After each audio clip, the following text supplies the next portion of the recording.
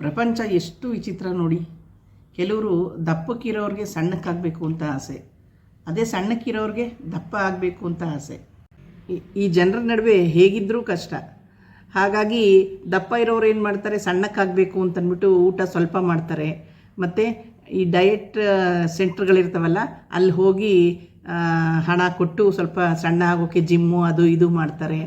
ಮತ್ತು 20 ದಿನದಲ್ಲಿ ಸಣ್ಣ ಮಾಡ್ತೀವಿ, 30 ದಿನದಲ್ಲಿ ಸಣ್ಣ ಮಾಡ್ತೀವಿ ಅಂತ ಹೇಳೋ ಸೆಂಟ್ರ್ಗಳಿಗೆ ಹೋಗಿ ಎಷ್ಟೋ ದುಡ್ಡು ಕಳ್ಕೊಳ್ತಾರೆ. ಅದು ಬಿಡಿ, ಅವ್ರು ಸಣ್ಣ ಹಾಕ್ತಾರೋ ಬಿಡ್ತಾರೋ ಅದು ಬೇರೆ ವಿಷಯ. ಇನ್ನು ಸಣ್ಣಕ್ಕಿರೋರಿಗೆ ಸ್ವಲ್ಪ ಈ ಥರ ಸೆಂಟ್ರ್ಗಳು ಇರೋದು ಕಡಿಮೆ ಅಂತಲೇ ಹೇಳ್ಬೋದು. ಸಣ್ಣಕ್ಕಿರೋರು ದಪ್ಪ ಆಗೋಕ್ಕೆ ಅಷ್ಟು ಗೈಡೆನ್ಸ್ ಎಲ್ಲೂ ಸಿಗ್ತಾ ಇಲ್ಲ ಅಂತಲೇ ಹೇಳ್ಬೋದು. ಸಣ್ಣಕ್ಕಿರೋರು ದಪ್ಪ ಆಗೋಕ್ಕೆ ನಾನು ರೆಮಿಡಿ ಹೇಳ್ತೀನಿ, ನೀವು ಮನೆಯಲ್ಲೇ ಮಾಡ್ಕೋಬೋದು. ಇದನ್ನು ಮನೆಯಲ್ಲಿರೋ ಪದಾರ್ಥಗಳನ್ನೇ ಉಪಯೋಗಿಸಿ ನೀವು ಈ ರೆಮಿಡಿ ಮಾಡಿಕೊಂಡ್ರೆ ಸಣ್ಣಕ್ಕಿರೋರು ದುಂಡಾಗಿ ದಪ್ಪಕ್ಕೆ ಚೆನ್ನಾಗಿ ಆಗ್ತಾರೆ. ಈ ರೆಮಿಡಿ ಯಾವುದು, ಮಾಡೋದು ಹೇಗೆ ತೋರಿಸ್ಕೊಡ್ತೀನಿ ಬನ್ನಿ. ಎಲ್ರಿಗೂ ನಮಸ್ಕಾರ. ಎಲ್ಲ ಹೇಗಿದ್ದೀರಾ? ಭಗವಂತ ಎಲ್ಲರನ್ನೂ ಚೆನ್ನಾಗಿಟ್ಟಿರಲಿ ಅಂತ ಕೇಳ್ಕೊತೀನಿ. ನನ್ನ ಚಾನಲನ್ನು ಸಬ್ಸ್ಕ್ರೈಬ್ ಮಾಡ್ಕೊಂಡು ನೋಡ್ತಾ ಇರೋ ಎಲ್ಲರಿಗೂ ನನ್ನ ಹೃತ್ಪೂರ್ವಕ ಧನ್ಯವಾದಗಳನ್ನು ತಿಳಿಸ್ತೀನಿ. ನಿಮ್ಮ ಪ್ರೀತಿ ವಿಶ್ವಾಸ ಹೀಗೆ ಇರಲಿ ಅಂತ ನಾನು ಕೇಳ್ಕೊಳ್ತೀನಿ. ಹಾಗೂ ನನ್ನ ಚಾನಲ್ನ ಈಗ ಯಾರು ಹೊಸದಾಗಿ ನೋಡ್ತಾ ಇದ್ದೀರಾ ಅವರು ದಯವಿಟ್ಟು ಚಾನಲ್ನ ಸಬ್ಸ್ಕ್ರೈಬ್ ಮಾಡ್ಕೊಂಡು ನೋಡಿ ಅಂತ ಕೇಳ್ಕೊಳ್ತಾ ಬನ್ನಿ ವಿಡಿಯೋ ಶುರು ಮಾಡೋಣ. ನೋಡಿ, ಸಣ್ಣಕ್ಕಿರೋರು, ಸಪೂರ ಇರೋರು, ದಪ್ಪ ಆಗಬೇಕು, ತಾವು ಚೆನ್ನಾಗಿ ಕಾಣಬೇಕು ಅಂತ ಅನ್ನೋರು ಈಗ ನಾನು ತೋರಿಸ್ತಾ ಇರುವಂಥ ಈ 3 ಪದಾರ್ಥಗಳನ್ನು ತಗೊಂಡು ನೀವು ನಾನು ಹೇಳಿದ ರೆಮಿಡಿ ಮಾಡಿಕೊಂಡು ಪ್ರತಿದಿನ ನೀವು ಕುಡಿತಾ ಬಂದರೆ ಖಂಡಿತವಾಗಿ ನೀವು 1 ತಿಂಗಳು 1.5 ತಿಂಗಳಲ್ಲೇ ನೋಡಿ ನೀವು ದುಂಡಿಗೆ ಚೆನ್ನಾಗಿ ಆಗ್ತೀರಾ. ಇದೆಲ್ಲ ಕಾಸ್ಟ್ಲಿ ಐಟಮ್ಸ್ಗಳು ಹೇಳಿದ್ದಾರೆ, ಈ ಬಾದಾಮಿ ಗೋಡಂಬಿ ಎಲ್ಲ. ನಾವು ಇದನ್ನು ದಿನ ಮಾಡ್ಕೊಂಡು ಕುಡಿಯೋಕ್ಕಾಗುತ್ತಾ ಅಂತ ಅಂದ್ಕೋಬೇಡಿ ದಯವಿಟ್ಟು. ಯಾಕೆಂದರೆ ನಾವು ಕಾಫಿ ಟೀಗೆ ಸಕ್ಕರೆ, ಕಾಫಿ ಪುಡಿ, ಟೀ ಪುಡಿ ಎಲ್ಲದಕ್ಕೂ ನಾವು ಎಷ್ಟು ಕೊಡ್ತೀವಿ, ಅದರಲ್ಲಿ ಕಾಫಿ ಟೀ ಬಿಟ್ಟು ಅದ್ರ ಬದಲಾಗಿ ನೀವು ಇದನ್ನು ಕುಡಿತಾ ಬಂದರೆ ಇದು ದೇಹದ ಆರೋಗ್ಯಕ್ಕೂ ಒಳ್ಳೆಯದು. ಮತ್ತು ಮೈ ತುಂಬಿಕೊಂಡು ದುಂಡಿಗೆ ಚೆನ್ನಾಗಾಗ್ತೀರ. ಹಾಗಾಗಿ ಸಣ್ಣಕ್ಕಿರೋರು ಇದನ್ನು ಕುಡಿತಾ ಬಂದರೆ ದಪ್ಪಗಾಗೋದ್ರಲ್ಲಿ ಸಂಶಯನೇ ಇಲ್ಲ.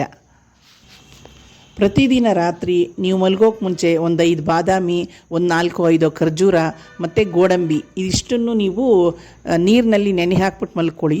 ಗೋಡಂಬಿ ನೀವು ನೆನೆ ಹಾಕ್ದಿದ್ರೂ ಪರವಾಗಿಲ್ಲ, ನೆನೆ ಹಾಕಿದ್ರೂ ಪರವಾಗಿಲ್ಲ, ನೀವು ಹೇಗೆ ಬೇಕಾದರೂ ಮಾಡ್ಕೋಬೋದು. 3 ಪದಾರ್ಥನೂ ನೀವು ನೆನೆ ಹಾಕ್ಬಿಟ್ಟು ಬೆಳಗ್ಗೆ ಎದ್ದು ಬಾದಾಮಿ ಸಿಪ್ಪೆ ಎಲ್ಲ ತೆಕ್ಕೊಳ್ಳಿ, ಮತ್ತು ಖರ್ಜೂರನ ಮತ್ತು ಗೋಡಂಬಿನ ಚೆನ್ನಾಗಿ ತೊಳ್ಕೊಂಡ್ಬಿಟ್ಟು ಇದನ್ನು ಸಣ್ಣದಾಗಿ ಕಟ್ ಮಾಡ್ಕೊಳ್ಳಿ. ಕಟ್ ಮಾಡ್ಕೊಂಡ್ಮೇಲೆ ಈಗ ಇದು 3 ನಾವು ಮಿಕ್ಸಿಗೆ ಹಾಕ್ಕೋಬೇಕು. ಮಿಕ್ಸಿಗೆ ಹಾಕ್ಕೊಂಡು ಅದ್ರ ಜೊತೆಗೆ 1 ಲೋಟ ಮೊಸರು, ಗಟ್ಟಿ ಮೊಸರು, ಅದಕ್ಕೆ ನೀರು ಹಾಕಿರಬಾರ್ದು, ಪೂರ್ತಿ 1 ಲೋಟ ಗಟ್ಟಿ ಮೊಸರು ತೊಗೋಬೇಕು. ಅದು ದೊಡ್ಡ ಲೋಟದಲ್ಲಾದರೂ ಪರವಾಗಿಲ್ಲ, ಚಿಕ್ಕ ಲೋಟಕ್ಕಿಂತ ನೀವು ಸ್ವಲ್ಪ ಒಂದು ನೀರು ಕುಡಿತೀವಲ್ಲ ಆ ದೊಡ್ಡ ಲೋಟದಲ್ಲೇ ನೀವು ಗಟ್ಟಿ ಮೊಸರು ತಗೊಂಡು ಅದನ್ನು ಮಿಕ್ಸಿಗೆ ಹಾಕಿ 1 ಸ್ಪೂನ್ ಸಕ್ಕರೆ ಹಾಕ್ಕೊಳ್ಳಿ. ಎಲ್ಲ ಹಾಕಿದ ಮೇಲೆ ಈಗ ಮಿಕ್ಸಿನ ಗ್ರೈಂಡ್ ಮಾಡ್ಕೋಬೇಕು. ಮಾಡಿಕೊಂಡು ನೀವು ತುಂಬ ನುಣುಪು ಮಾಡಿಕೊಂಡ್ರೂ ಪರವಾಗಿಲ್ಲ, ಇಲ್ಲ ಸ್ವಲ್ಪ ಅದು ಬಾದಾಮಿ ಗೋಡಂಬಿ ಬಾಯಿಗೆ ಸಿಕ್ಕೋ ಹಾಗೆ ನೀವು ಮಿಕ್ಸಿ ತಿರುಗಿಕೊಂಡ್ರೂ ಪರವಾಗಿಲ್ಲ, ಹೇಗಾದರೂ ಅದು ಚೆನ್ನಾಗಿರುತ್ತೆ. ಒಟ್ಟಿನಲ್ಲಿ ಅದನ್ನು ಮಿಕ್ಸಿ ಆದಮೇಲೆ ನೀವು 1 ಲೋಟಕ್ಕೆ ಬಗ್ಗಿಸ್ಕೊಳ್ಳಿ. ಅದನ್ನು ಈಗ ಫಸ್ಟ್ ಕ್ಲಾಸ್ ಆಗಿರೋ ಲಸ್ಸಿ ತಯಾರಾಗುತ್ತೆ, ಅದನ್ನು ನೀವು ಕುಡಿತಾ ಬನ್ನಿ. ಬೆಳಗ್ಗೆ 1 ಲೋಟ ಮತ್ತು ಸಾಯಂಕಾಲ 1 ಲೋಟ. ಮತ್ತು ಊಟದಲ್ಲಿ ಸೊಪ್ಪು ತರಕಾರಿ ಹೆಚ್ಚಿಗೆ ತಿನ್ನಬೇಕು. ಟೀ ಕಾಫಿ ಬಿಡಬೇಕು. ಟೀ ಕಾಫಿ ಕುಡಿದ್ರೆ ಸ್ವಲ್ಪ ಸಣ್ಣ ಆಗ್ತಾರೆ ಅಂತ ಹೇಳ್ತಾರೆ. ಹಾಗಾಗಿ ನೀವು ಟೀ ಕಾಫಿ ಕುಡಿಬೇಡಿ. ಜೇನುತುಪ್ಪ ಅಂತೂ ಯಾವುದೇ ಕಾರಣಕ್ಕೂ ನೀವು ಕುಡಿಬಾರ್ದು.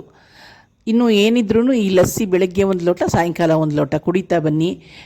ನೋಡಿ, ನೀವು ಸಣ್ಣ ಇರೋರು ದಪ್ಪ ಆಗ್ತೀರಾ, ಮೈ ತುಂಬಿಕೊಂಡು ದುಂಡಿಗೆ ಚೆನ್ನಾಗಾಗ್ತೀರಾ. ಟ್ರೈ ಮಾಡಿ.